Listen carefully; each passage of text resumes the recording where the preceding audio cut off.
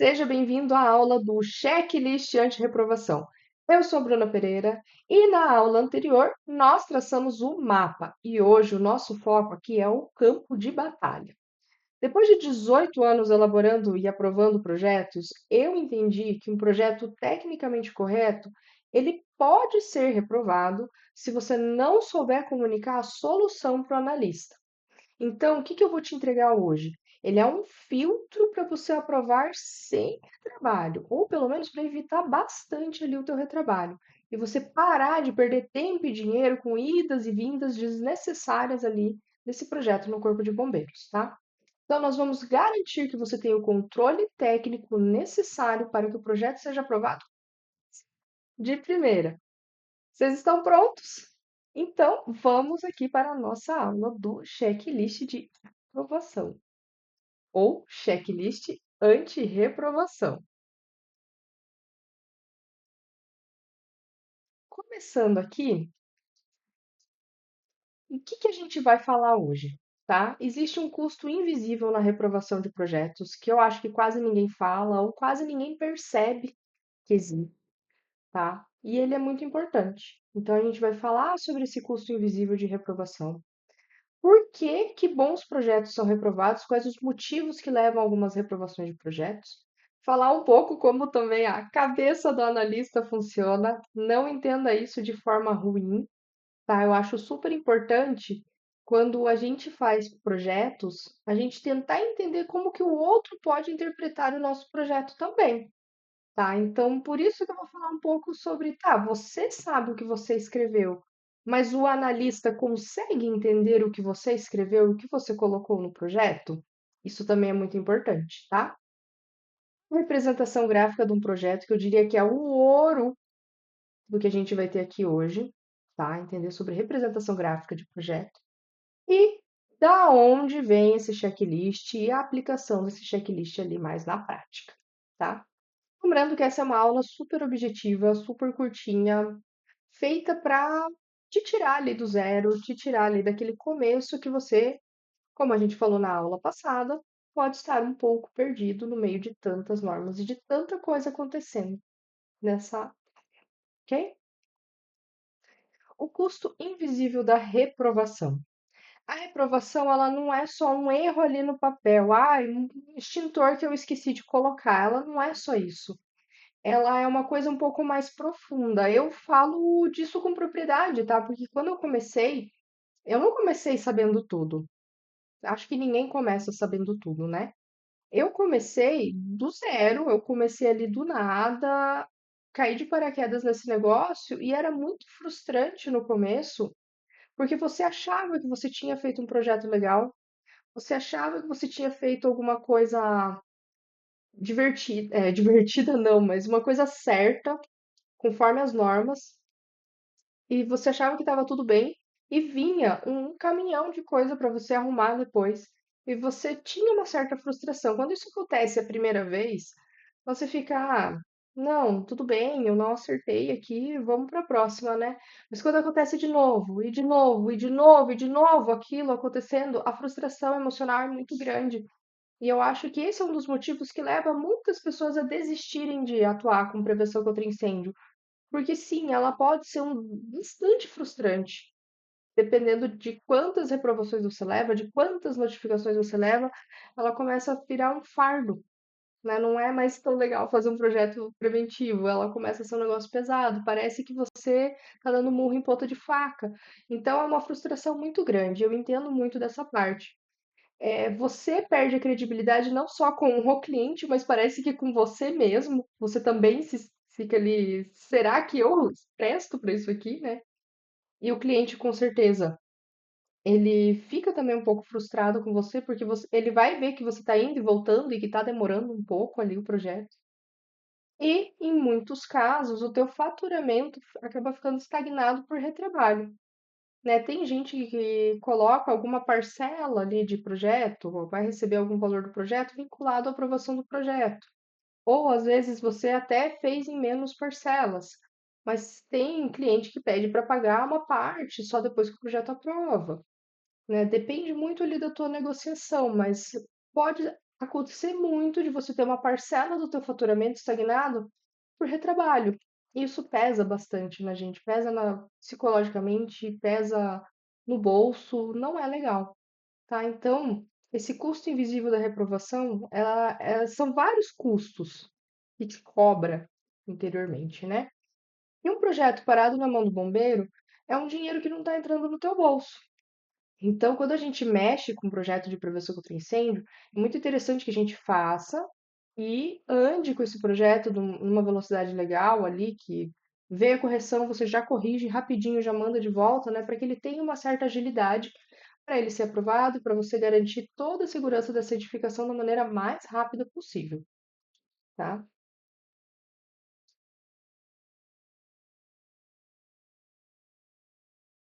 Opa, passei um pouco à frente aqui. E eu gostaria de dizer também que um bom projeto técnico, ele não comunica bem a solução, é só um desenho caro. Então, de nada adianta você, eu acho que um bom projeto é eu enfiar um monte de detalhe bonito que eu achei na internet. Vou copiar o projeto desse colega meu aqui, que eu acho que vai dar certo, que vai ficar bom. Desiste dessas ideias. Desiste, não vai ficar legal. Porque se às vezes é uma informação que não tem nada a ver com o teu projeto, não vai agregar, tá?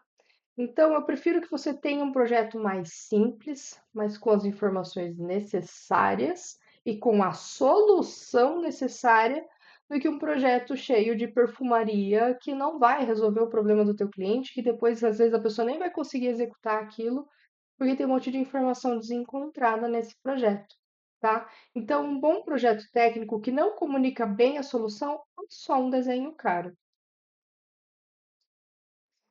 E por que que bons projetos são reprovados, né? Falei ali do projeto que não tá bom, falei do projeto que tá bom, mas e por que que o bom projeto ele acaba sendo reprovado de vez em quando? E aqui a gente tem algumas hipóteses, tá? Falta de clareza. Às vezes o analista não consegue ler a sua intenção. Você colocou a informação no projeto, mas não colocou a informação de um jeito que o analista consiga entender aquilo de uma forma fácil, tá? O analista vai bater o olho e falar: é isso aqui que ele está querendo dizer. Então, clareza na tua solução é super importante. Consistências gráficas, legendas que não batem com desenho. Isso aqui super acontece quando você copia projeto do amigo, tá? Que você simplesmente copia e cola, e às vezes não tem nada a ver com o teu projeto, então cuide muito com isso. Mas você não usa blocos ali de outros projetistas, vocês não trocam figurinhas? Sim, nós trocamos figurinhas, mas copiar 100% não tem como. Tá?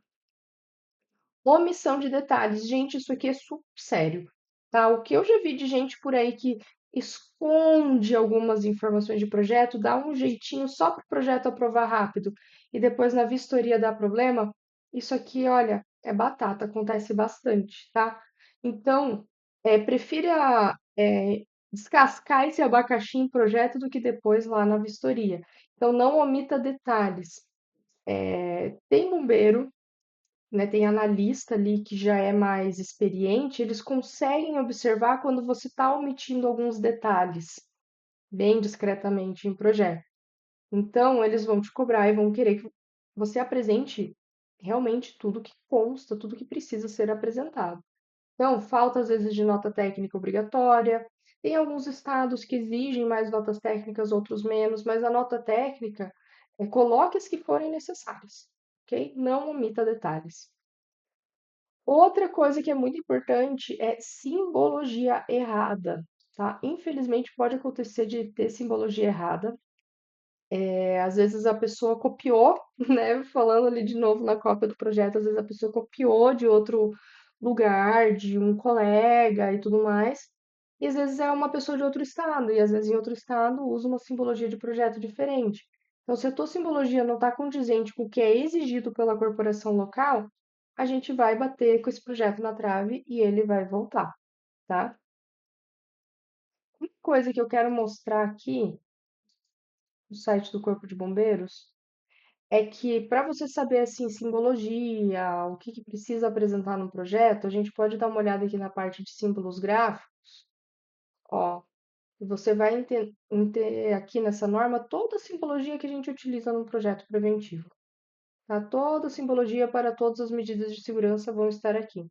Ah, tem algum termo que eu não conheço para projeto preventivo? Vem na norma de terminologia, tá? Tudo que você quiser saber assim de prevenção contra incêndio, de nomes que são utilizados, vai ter aqui também, tá bom? Como que a cabeça do analista funciona, gente? O que que vocês imaginam? A cabeça do analista, ele não tá ali para ferrar com a tua vida, tá? Descarte essas ideias. Se você tá entrando nessa área achando que analista existe ali para ferrar com a tua vida, para acabar o teu projeto e não aprovar teu projeto nunca, já desiste, tá? O analista não tá ali para isso. O analista, ele tá ali para garantir conformidade com normas, para garantir também, ele também está muito interessado em garantir a segurança da edificação, segurança das pessoas que vão estar naquela edificação também a preservação do patrimônio, tá? Então, não entenda o bombeiro, analista ali, como seu inimigo. Ele também busca clareza e conformidade, tá? Então, toda vez que você for mandar um projeto para análise, não pensa tipo, ai, o bombeiro é muito chato, ele vai me exigir um monte de coisa, né? Umas coisas que eu não tô afim de fazer e tal. Não pense nisso. Não pense.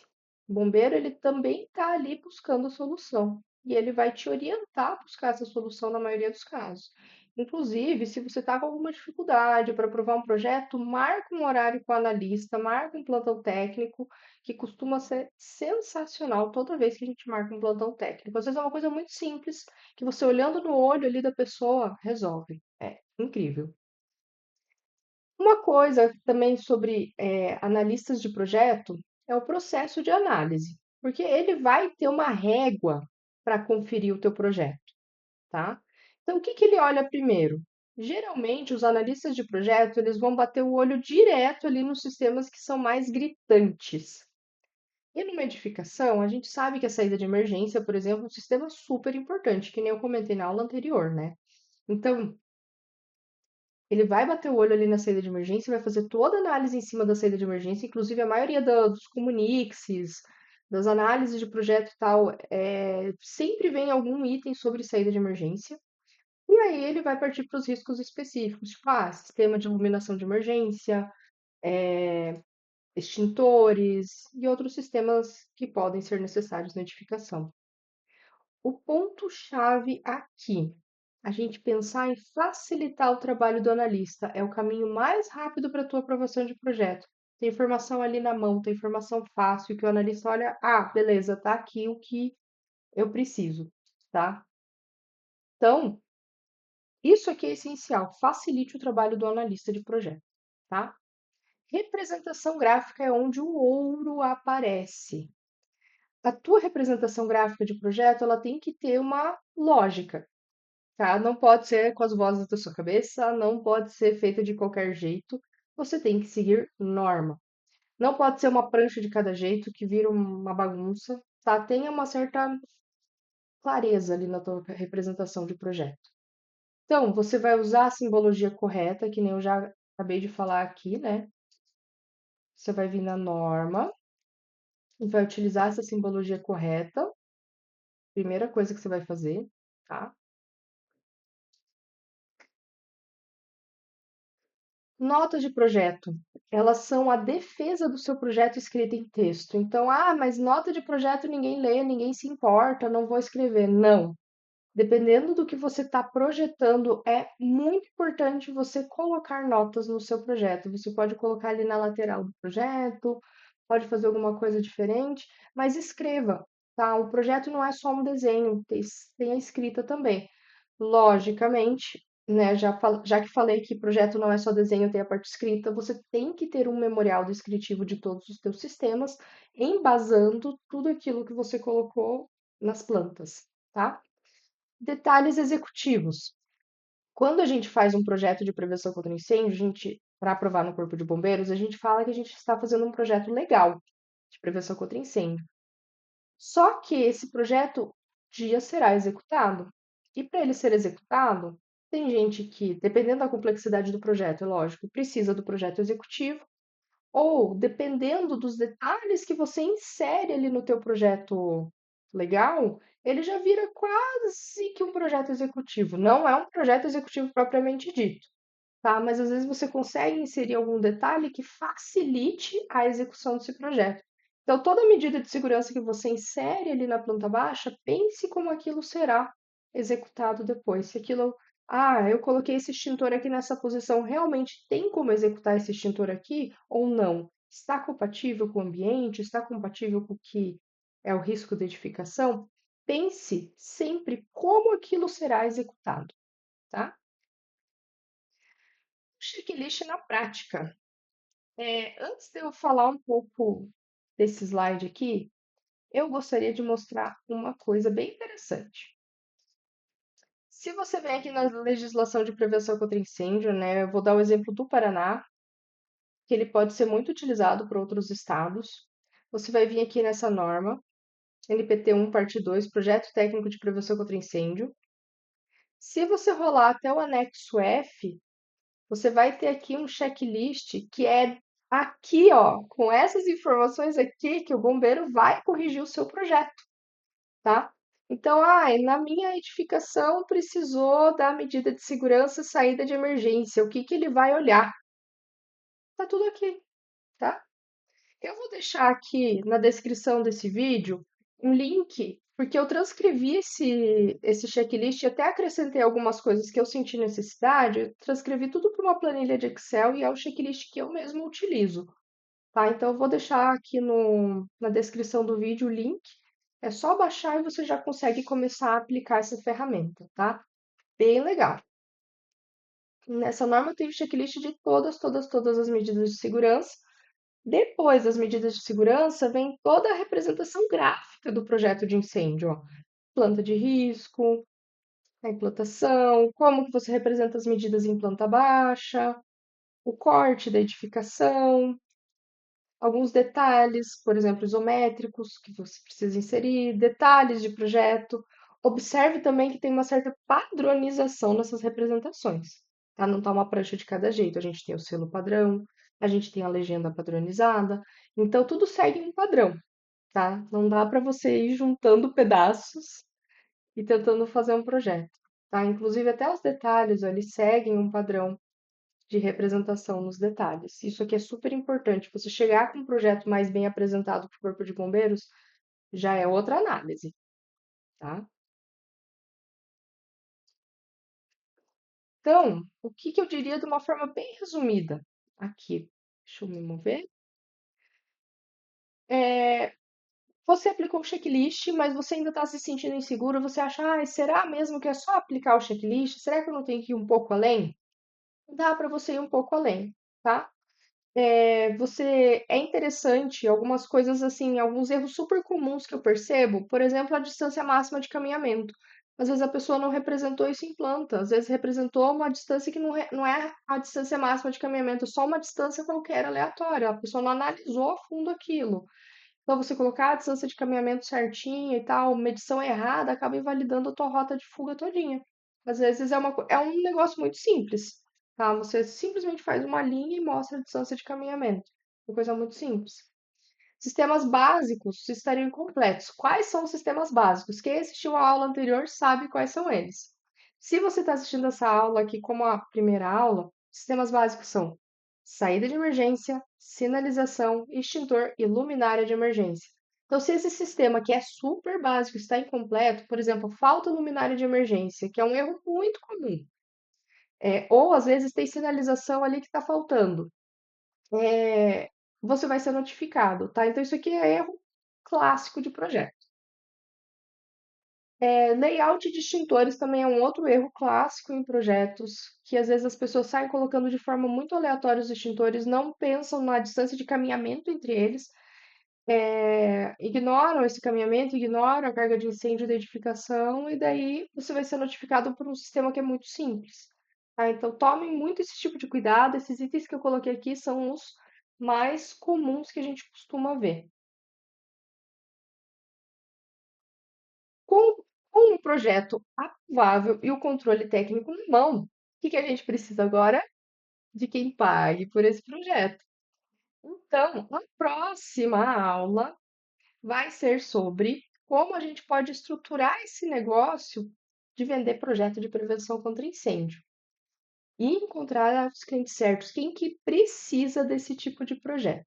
Então eu te vejo na próxima aula. Se você ainda não é inscrito no canal, por favor, se inscreva e já ative o sininho para receber as notificações de quando os próximos vídeos irão ao ar. Até mais!